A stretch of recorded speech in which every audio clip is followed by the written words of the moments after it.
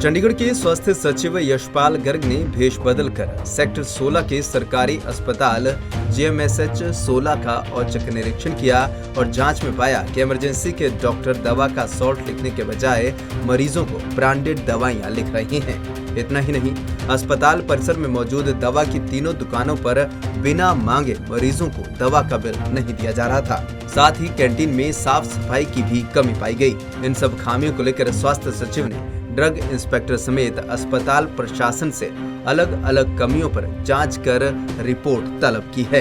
दरअसल यशपाल गर्ग भेष बदलकर शनिवार रात 10 बजे अस्पताल पहुंचे और लगभग 1 घंटे तक व्यवस्थाओं का जायजा लिया।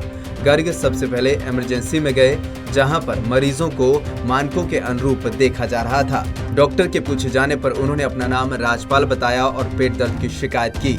डॉक्टर ने उन्हें एक इंजेक्शन और एक सिरप लिख दिया और बताया कि इंजेक्शन पास के कमरे में लगाया जाएगा, जबकि सिरप दवा की दुकान से लेना होगा।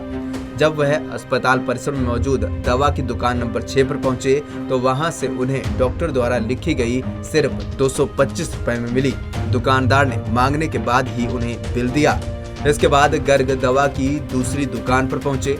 डॉक्टर की पर्ची दिखाने पर दुकानदार ने कहा कि सिरप के सॉल्ट का नाम नहीं लिखा गया है, यह विशेष ब्रांड का सिरप है जो हर जगह नहीं मिलता। इसके बाद दुकानदार ने दूसरा सिरप देते हुए कहा कि इसे डॉक्टर को दिखा लीजिए, अगर काम चल जाए तो उपयोग कर लीजिएगा, वरना वापस कर दीजिएगा। डॉक्टर को दिखाने पर उन्होंने उसके उपयोग से साफ मना कर दिया और पर्ची पर दवा का सॉल्ट लिख दिया। इसके बाद वे तीसरी दुकान पर पहुंचे, जहां उन्हें वह दवा 135 रुपए में मिली, लेकिन यहाँ पर भी बिल नहीं दिया गया। बाद में मांगने पर दुकानदार ने उन्हें बिल दिया।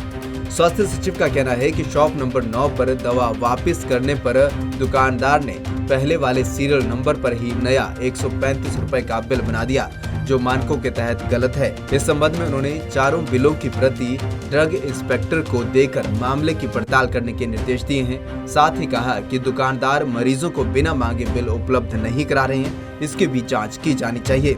वहीं इमरजेंसी में दवा के सॉल्ट के बजाय विशेष ब्रांड की दवा लिखे जाने का कारण भी पता लगाने के लिए कहा गया है।